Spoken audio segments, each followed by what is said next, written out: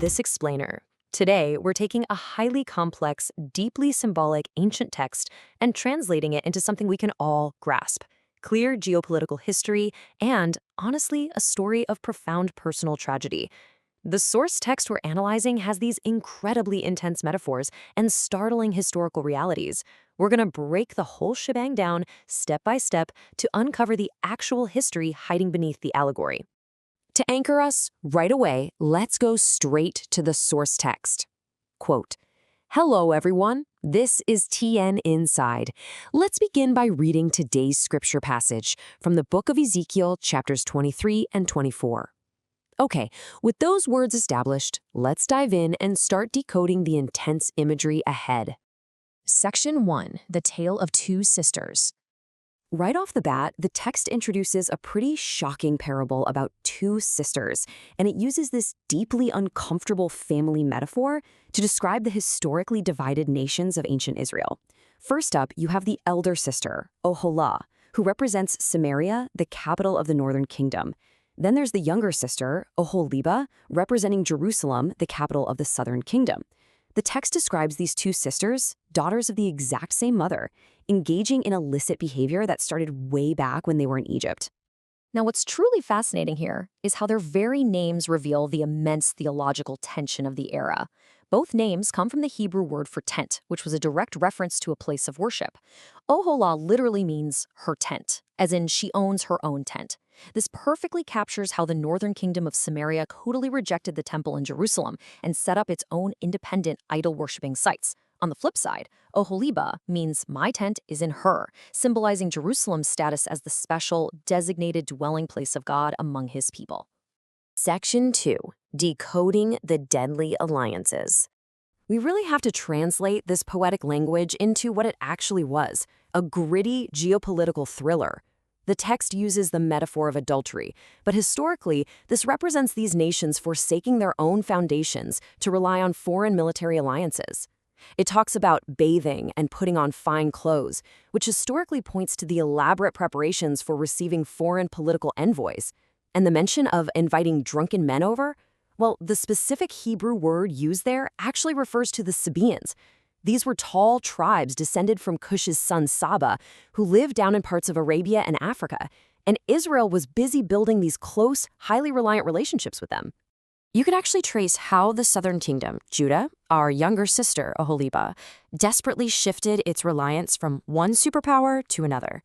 It's quite the timeline. First, they aligned with Assyria. Then, they completely shifted their loyalty over to Babylon. And finally, when that didn't work out, they turned back to Egypt.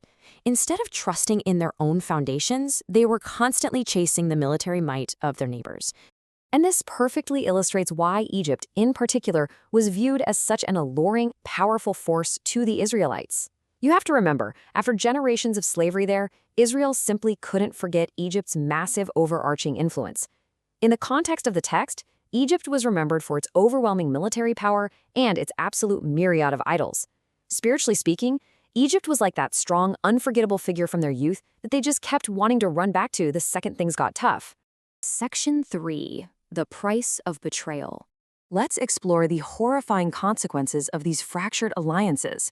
But before we get into the invasion itself, we really need to define exactly who these instruments of judgment were, because the text draws a very specific distinction. The Chaldeans were actually tribes from southern Mesopotamia. They rose to power, defeated Assyria, and established the massive Neo-Babylonian Empire by the end of the 7th century BC. So the Chaldeans represent the dominant ruling ethnic group, while the term Babylonians just refers to the original native inhabitants of the city of Babylon itself. The text gives a grim warning that these foreign lovers will inevitably turn against the sisters, and the gruesome bodily punishments described in the metaphor, they actually align perfectly with the brutal historical laws of the time. Ancient Assyrian and Mesopotamian law literally permitted cutting off the nose and ears of an unfaithful wife. When we map this to actual history, King Nebuchadnezzar of Babylon inflicted a similarly devastating punishment on Judah's leader, King Zedekiah, by gouging out his eyes. The text also calls out a deeply disturbing practice, sacrificing children. This tragically highlights the absolute depths of their spiritual betrayal and, frankly, the twisted logic of the ancient era. Back then, there was often a harsh disregard for children who weren't yet old enough to perform physical labor. parents actually convinced themselves that by offering one of these non-labor-capable children to an idol, they could somehow secure a blessing of happiness and prosperity for the rest of their surviving family. Section 4. The Rusted Boiling Pot. Okay, the narrative now shifts from the grand geopolitical stage down to a very imminent local catastrophe. The text gives us this incredibly specific timestamp, the 10th day of the 10th month in the 9th year of King Jehoiachin's exile.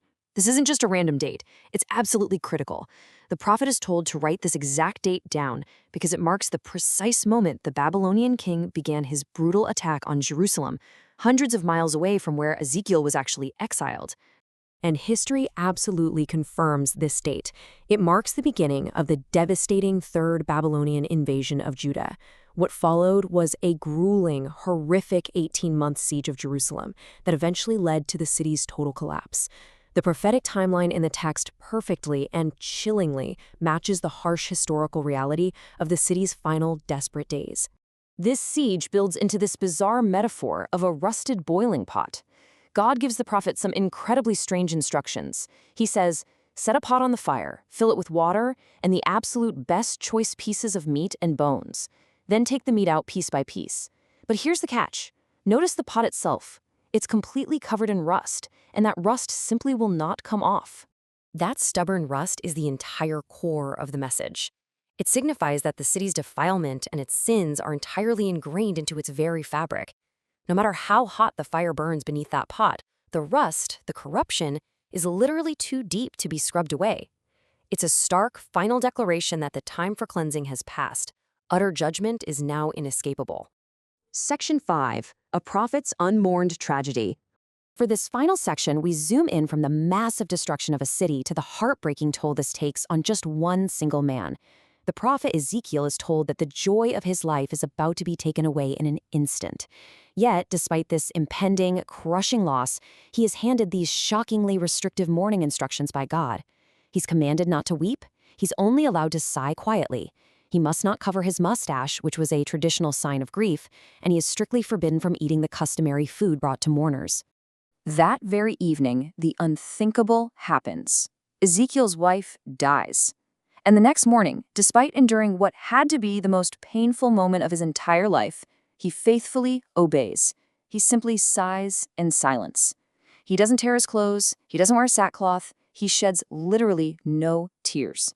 His silent, tearless grief directly violates all the cultural norms of the time, immediately prompting the baffled, confused people around him to ask what on earth his bizarre behavior means.